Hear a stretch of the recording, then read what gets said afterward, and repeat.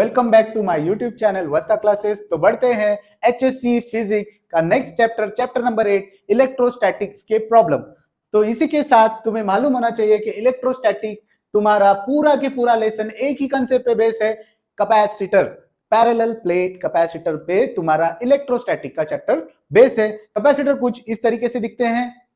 तो different types के capacitor होते हैं जो अलग अलग टाइप में प्रेजेंट होते हैं, ceramic capacitor, parallel plate capacitor, electrolytic capacitor. तो इन टाइप के कैपेसिटर यहाँ प्रेजेंट होते हैं। तो बढ़ते हैं क्वेश्चन नंबर 1 की तरफ। Two capacitor of capacity 5 microfarad and 10 microfarad capacitor farad unit में प्रेजेंट होते हैं। तो यहाँ हमें गिवन मिलता है C1 is equal to 5 microfarad, C2 is equal to 10 microfarad. Respectively are connected in series. Calculate the resultant capacity of the combination.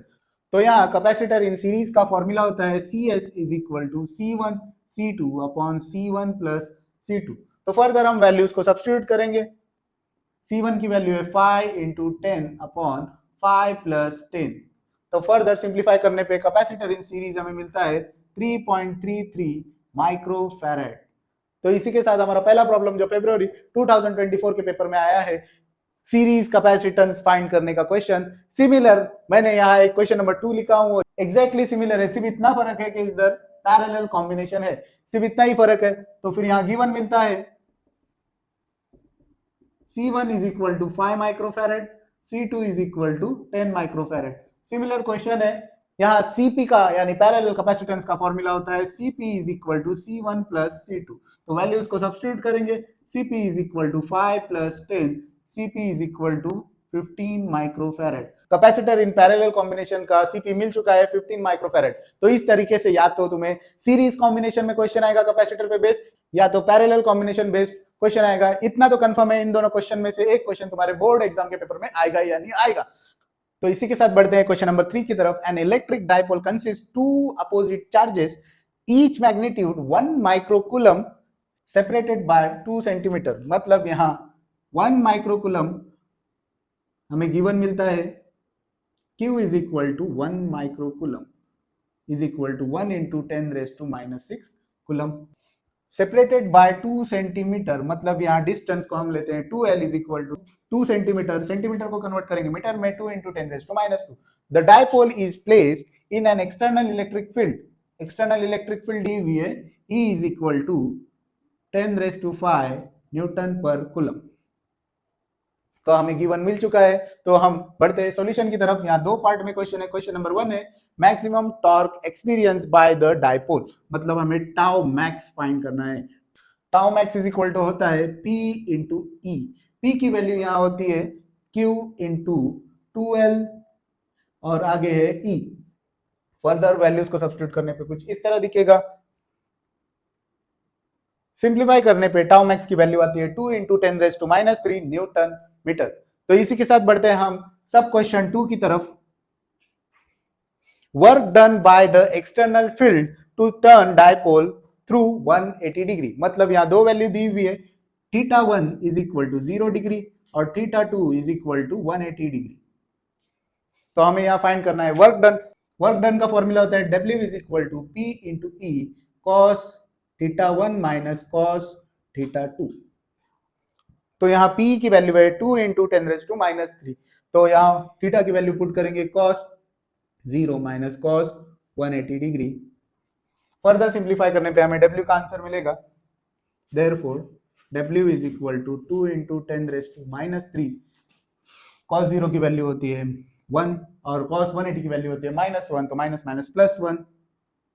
तो final answer हमें मिलेगा 1 प्लस 1 होगा 2, 2 इंटू 2 होगा 4 इंटू 10 रेज टू माइनस 3।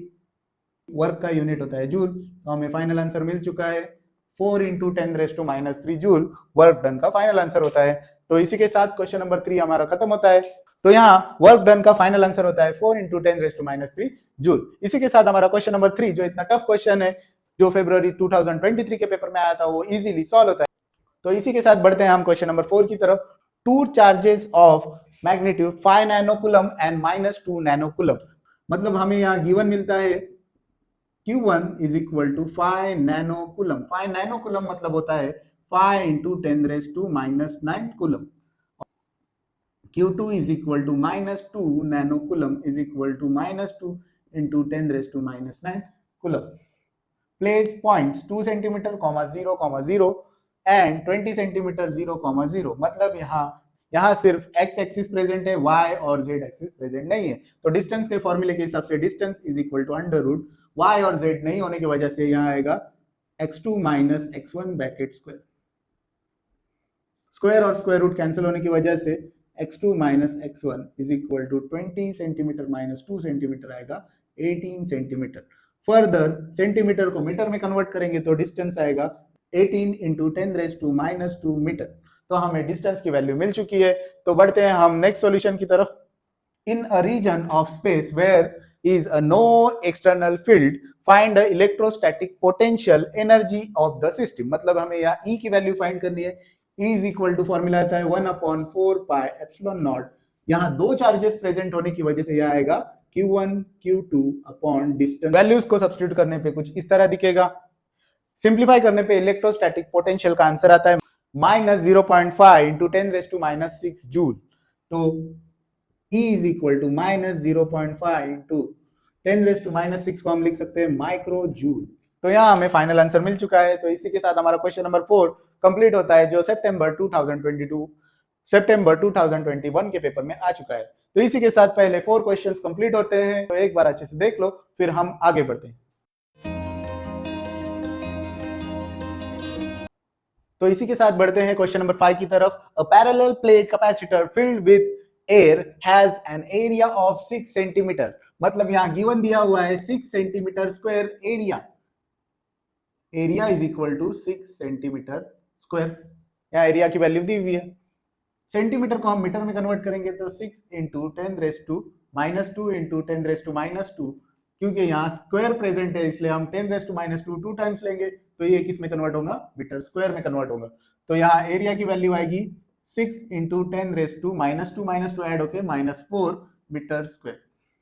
तो यहाँ हमें एरिया की value मिलती है 6 into 10⁻⁴ metre square. And plate separation of 3 mm। Separation मतलब डिस्टेंस दिया हुआ है 3 mm। mm होता है मिलीमीटर। मिलीमीटर को मीटर में कन्वर्ट करने के लिए 3 इंटू 10⁻³ से मल्टीप्लाई करेंगे तो मिलीमीटर कन्वर्ट होगा मीटर में। तो यहाँ हमें गिवन मिल चुका है। हमें फाइंड करना है कैलकुलेट इट्स कैपेसिटेंस। तो हमें यहाँ कैपेसिटेंस की वैल्यू फाइंड करनी है। तो बढ़ते हैं सॉल्यूशन की तरफ। कैपेसिटेंस का फॉर्मूला है area epsilon not upon D. Values को फर्दर सब्स्टिट्यूट करेंगे। एरिया की वैल्यू है 6 इंटू 10⁻⁴ इंटू एप्सिलॉन नॉट की वैल्यू तुम्हारे क्वेश्चन पेपर में दी हुई होती है, जो वैल्यू है 8.85 इंटू 10⁻⁻12 अपॉन डी की यहाँ वैल्यू है 3 इंटू 10⁻⁻3। यहाँ हम फर्दर सिंप्लीफाई करेंगे, 3 1 जा 3 2 जा।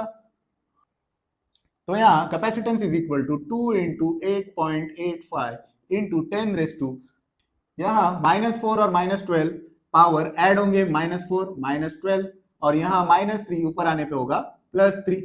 तो यहाँ फर्दर सिंप्लीफाई करने पे हमें कैपेसिटेंस का आंसर मिलता है 1.77 इंटू 10⁻⁻12 और कैपेसिटेंस फैराड में होता है इसलिए यहाँ F लिखा हुआ है। लेकिन 10⁻12 को हम कन्वर्ट कर सकते हैं 1.77 10⁻12 मतलब होता है पिको फैराड।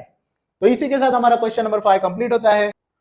तो इसी के साथ बढ़ते हैं हम क्वेश्चन नंबर 6 की तरफ। A spherical metal ball of radius 15 centimetre carries a charge 2 micro coulomb. मतलब हमें यहाँ गिवन मिलता है चार्ज मतलब होता है Q is equal to 2 micro coulomb. Charge coulomb में प्रेजेंट होता है, माइक्रो मतलब होता है 2 इंटू 10⁻⁻6। तो माइक्रो की वैल्यू होती है 10⁻⁻6। जैसे यहाँ पिको फैराड की वैल्यू थी 10⁻12, वैसे ही यहाँ 10⁻6 माइक्रो की वैल्यू होती है। तो बढ़ते हैं हम क्वेश्चन की तरफ। Calculate the electric field distance, calculate the electric field at distance of 20 centimetre. मतलब यहाँ डिस्टेंस दिया हुआ है, हम यहाँ डिस्टेंस को d लेते हैं, d is equal to 20 centimetre. Centimetre को कन्वर्ट करेंगे मीटर में, सेंटीमीटर को मीटर में कन्वर्ट करने के लिए इंटू 10⁻² करने पे यहाँ मीटर होगा। अब यहाँ कंफ्यूज होने की जरूरत नहीं है, यहाँ सेंटीमीटर स्क्वायर होने की वजह से यहाँ 10⁻² 2 टाइम्स लिए। यहाँ सेंटीमीटर का मीटर करने के लिए सिर्फ हमने 1 टाइम 10⁻² यहाँ लिया हुआ है। तो यहाँ हमें गिवन मिल चुका है, तो बढ़ते हैं हम इलेक्ट्रिक फील्ड की तरफ। इलेक्ट्रिक फील्ड का फॉर्मूला है E is equal to 1/4 pi epsilon naught into Q upon distance square. Further values को हम फॉर्मूले में पुट करेंगे, is equal to 1/4 pi into 8.85 into 10⁻⁻12। Similarly question 5 की तरह एप्सिलॉन की वैल्यू यहाँ लेनी है 8.85 इंटू 10⁻12 इंटू Q की वैल्यू है 2 इंटू 10⁻6 अपॉन डिस्टेंस का स्क्वायर है, डिस्टेंस की वैल्यू है 2 इंटू 10⁻²।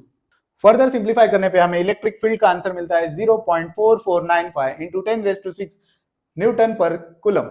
तो यहाँ हमारा क्वेश्चन नंबर 6 जो फरवरी 2024 के पेपर में आ चुका है वो कंप्लीट होता है। तो इसी के साथ बढ़ते हैं हम क्वेश्चन नंबर 7 की तरफ। When 2 into 10⁻10 electron are transferred from one conductor to another conductor, मतलब हमें यहाँ गिवन मिलता है number of electron is equal to 2 into 10⁻10। A potential difference of 20 volt appear between the conductor, मतलब यहाँ वोल्टेज दिया हुआ है 20 volt. Find the capacitance of two conductor. तो बढ़ते हैं हम सॉल्यूशन की तरफ। तो कैपेसिटेंस का फॉर्मूला है Q अपॉन V। Q की वैल्यू होती है इलेक्ट्रॉन के फॉर्म में N into number of electron into potential of electron. तो हम यहाँ पुट करेंगे तो आएगा Ne upon V। Further values को हम सब्स्टिट्यूट करेंगे। Capacitance is equal to number of electron है 2 इंटू 10⁻10 इंटू एक इलेक्ट्रॉन का पोटेंशियल होता है जो तुम्हें क्वेश्चन पेपर के स्टार्टिंग पेज पे गिवन दिया हुआ है 1.6 इंटू 10⁻⁻19 कूलम अपॉन वोल्टेज यहाँ दिया हुआ है 20 वोल्ट।